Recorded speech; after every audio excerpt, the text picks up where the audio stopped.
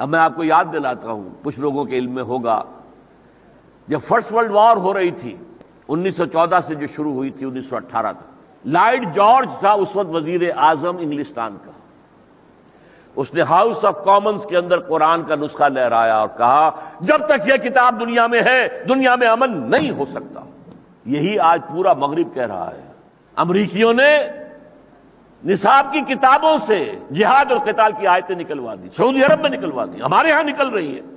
اس درجے طوفان ہے، دری طوفان موج افزا، موج افزا طوفان، دری دریائے بے پایاں، دری طوفان موج افزا، اس طریقے سے آ رہا ہے.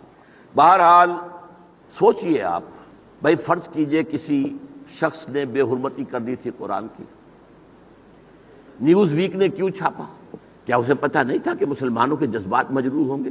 یہ اس لیے چھاپا ہے کہ دلاورس دزدے کہ بکف چراغ دارد. چور کتنا طاقتور ہے اور کتنا خود اعتمادی ہے، دلاوری ہے اس میں کہ وہ ہاتھ میں چراغ لے کر آیا ہے چوری کرنے کے لیے. لوگ دیکھ لیں گے کون ہے، پہچان لیں گے، لیکن اسے ڈر ہی نہیں. میں زبان سے نہیں کہنا چاہتا کہ فلش میں بہایا جا رہا ہو قرآن مجید کہ یہ کوئی ایک واقعہ نہیں ہے، ایسے بے شمار واقعات ہوئے. کیوں بیان کر رہے ہیں؟ چھپاتے کیوں نہیں ہیں؟ اور کیجئے. اس لیے وہ ٹیسٹ کر رہے ہیں ذرا مسلمانوں میں کوئی غیرت باقی ہے یا نہیں.